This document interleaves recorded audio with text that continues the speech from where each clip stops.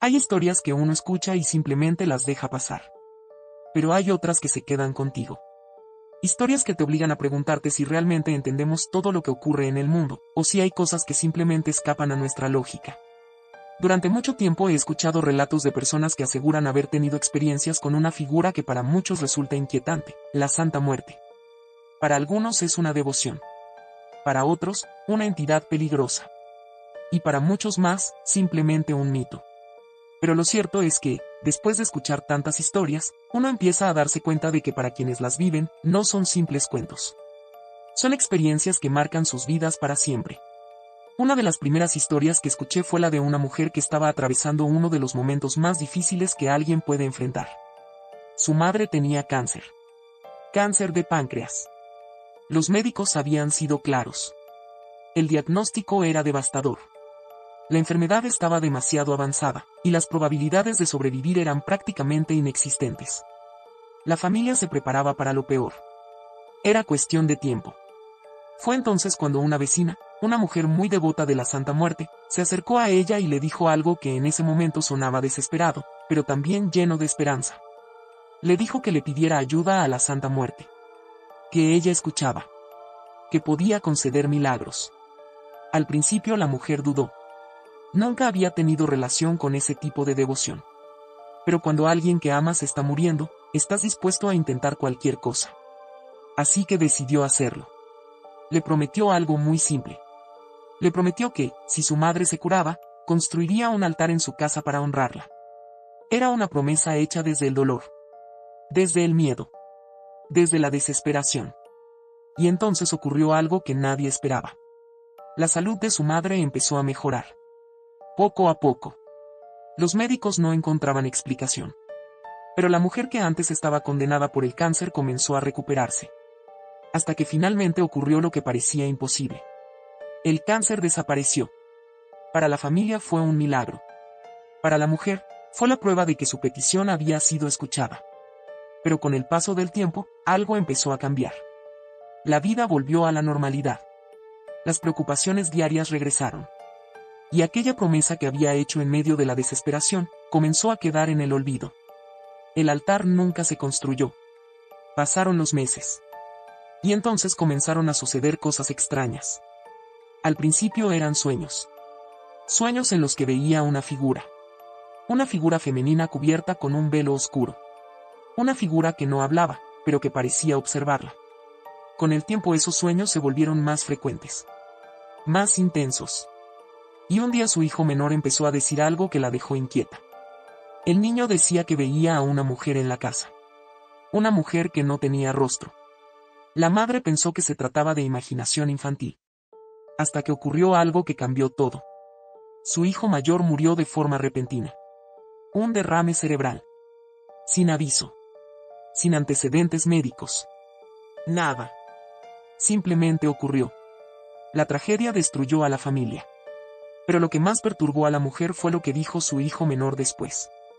El niño aseguró que aquella mujer, la mujer sin rostro, le había dicho que su hermano moriría. Fue entonces cuando la mujer recordó la promesa que había hecho. La promesa que nunca cumplió. Después de escuchar esa historia, comprendí algo importante sobre este tipo de devoción. Muchas personas creen que la Santa Muerte concede favores. Pero también creen que las promesas deben cumplirse. Que cuando alguien le pide algo, se establece una especie de acuerdo. Y romper ese acuerdo puede traer consecuencias. Otra historia que escuché reforzó aún más esa idea. Esta vez era una mujer cuyo esposo estaba en prisión. Había sido condenado y las probabilidades de salir pronto eran prácticamente nulas. La desesperación la llevó a hacer algo similar. Le pidió ayuda a la Santa Muerte. Pero esta vez la promesa fue mucho más grande. Le prometió 3 cosas. La primera, tatuarse su imagen. La segunda, dedicarle a su primer hijo. Y la tercera, difundir su devoción. 3 promesas. 3 compromisos. Y entonces ocurrió algo que nadie esperaba. 3 días después de hacer la petición, su esposo salió libre. La mujer estaba convencida de que había sido un milagro. Pero una vez más, el tiempo pasó. La vida siguió adelante. Y las promesas empezaron a quedar atrás. Nunca se hizo el tatuaje. Nunca promovió la devoción. Y poco a poco comenzó a sentirse cada vez más débil. Cansada. Sin energía. Los médicos no encontraban ninguna enfermedad. Pero algo en ella parecía apagarse lentamente. Cuando buscó ayuda espiritual, le dijeron algo inquietante. Le dijeron que aquello que había prometido, seguía pendiente. Y que su energía estaba siendo drenada como una forma de recordarle su compromiso, pero entre todas las historias que escuché, hubo una que me dejó especialmente impactado. La historia de un militar llamado Guillermo. Guillermo nació en 1965. Su infancia estuvo marcada por la violencia. Su padre era un hombre agresivo. Un hombre que gobernaba su casa a base de miedo. Cuando Guillermo tuvo la oportunidad, escapó. Se enlistó en el ejército. Para él, el ejército no era solo una carrera. Era una forma de huir de su casa. Durante años participó en diferentes operaciones. Había visto violencia. Había visto muerte. Pero nada lo preparó para lo que ocurriría a finales de los años 80. En 1988 fue enviado a Michoacán. Su unidad tenía la misión de enfrentar a un grupo criminal que operaba en la región. Aquella noche comenzó un enfrentamiento armado. Los disparos resonaban en la oscuridad. Y fue entonces cuando los soldados notaron algo extraño. Había un hombre entre los criminales que parecía imposible de detener. Le disparaban, y seguía de pie. Balas en el cuerpo. Balas en la cabeza. Y aún así continuaba avanzando. Era como si las balas no lo afectaran. Pero eso no era lo más inquietante. Algunos soldados juraban ver algo detrás de él. Una sombra. Una figura oscura que parecía moverse exactamente igual que él. Como si estuviera pegada a su espalda. Guillermo sabía que seguir disparando no serviría de nada. Así que decidió acercarse por detrás. Cuando tuvo la oportunidad, saltó sobre él y lo derribó. Solo así lograron capturarlo. Pero mientras lo arrestaban, el hombre se reía. Se reía como si todo fuera un juego. Y entonces dijo algo que dejó a todos en silencio. Si no me sueltan, se van a morir. Mi niña no se anda con rodeos. En su espalda tenía un enorme tatuaje. La Santa Muerte. Después del enfrentamiento, llevamos a los detenidos a una base militar. Eran 7 hombres en total. Todos estaban heridos, cansados, pero el que más llamaba la atención era aquel sujeto del tatuaje. El mismo que parecía no sentir las balas. Lo encerraron en una celda provisional. Y por alguna razón, me asignaron a mí la guardia de esa noche. Recuerdo perfectamente el ambiente. Era una noche pesada. El tipo de silencio que se siente distinto, como si algo estuviera cargando el aire. La celda estaba iluminada apenas por una luz amarilla. Yo estaba parado frente a los barrotes, con mi rifle colgado al hombro, tratando de mantener la mente fría. El hombre estaba sentado en el suelo, con la espalda apoyada contra la pared. Al principio no dijo nada. Solo me miraba. Y de repente empezó a reír. No era una risa normal. Era una risa burlona, lenta, como si supiera algo que yo no. ¿Qué miras, soldadito?, me dijo. No respondí. Uno aprende en el ejército que lo mejor es no entrar en provocaciones. Pero él siguió hablando. Empezó a insultarme. A decirme cosas para sacarme de quicio. Yo me mantuve en silencio. Hasta que de pronto cambió el tono. Su risa desapareció. Me miró fijamente, y dijo algo que me hizo fruncir el ceño. Dijo el nombre de mi madre. Mi nombre completo. Incluso el nombre de mi padre. Sentí un escalofrío recorrerme la espalda. Porque yo jamás había mencionado nada de eso. No sabía quién era ese hombre. Nunca lo había visto. Tu mamá ya se murió, dijo con total tranquilidad. Por un momento pensé que solo estaba tratando de provocarme. Pero luego agregó algo más. Y te voy a decir algo peor, estoy celebrando su muerte. Porque tú sabes que en el fondo nunca la quisiste de verdad. Sentí que la sangre me hervía. Mis manos se apretaron alrededor del rifle. Por un segundo pensé en abrir la celda y callarlo a golpes.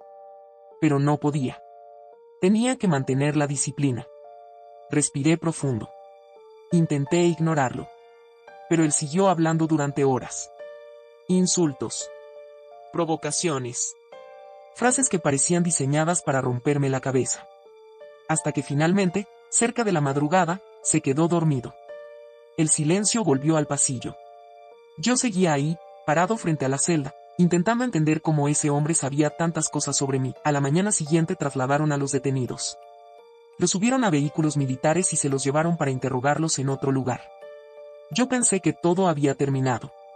Que aquella noche solo había sido un encuentro extraño con un criminal que sabía manipular psicológicamente a las personas. Pero unas horas después mi comandante se acercó a mí. Tenía una expresión seria. Demasiado seria. Me pidió que lo acompañara. Nos alejamos un poco del resto del grupo. Y entonces me dijo algo que nunca voy a olvidar. Acabamos de recibir un mensaje para ti. Sentí un vacío en el estómago. Tu madre falleció ayer. Las palabras se quedaron flotando en el aire. Durante unos segundos no pude reaccionar. Era como si mi mente se hubiera quedado en blanco. Ayer. Justo el mismo día en que aquel hombre me había dicho que mi madre estaba muerta. Sentí que el mundo se me venía encima. Pedí permiso para ir al funeral. Y me lo concedieron. El viaje de regreso fue largo. Muy largo. Todo el camino estuve pensando en lo que había pasado aquella noche. En las palabras de ese hombre. En la forma en que lo había dicho. Cuando finalmente llegué a la casa donde estaba el velorio, el dolor fue inmediato. Mi madre estaba ahí. En el ataúd. Pero lo que más me impactó fue ver a mi padre. Estaba en el patio. Bebiendo con algunos amigos. Riendo. Ni siquiera estaba cerca del cuerpo de su esposa. En ese momento sentí algo romperse dentro de mí. Entendí que la única persona que realmente me había querido en esa casa, ya no estaba. Después del funeral tomé una decisión. Nunca volvería a ese lugar. Nunca volvería a ver a mi padre. Y aunque seguí con mi vida, seguí con mi carrera, hay algo que nunca pude olvidar. Aquella noche en la celda. Y la pregunta que todavía me persigue. ¿Cómo sabía ese hombre todo eso? Con el paso del tiempo he escuchado muchas historias parecidas. Historias de personas que creen que ciertas entidades pueden revelar información, o intervenir en la vida de quienes les piden ayuda. Algunos dicen que la Santa Muerte protege. Otros dicen que castiga. Otros creen que todo se trata de sugestión.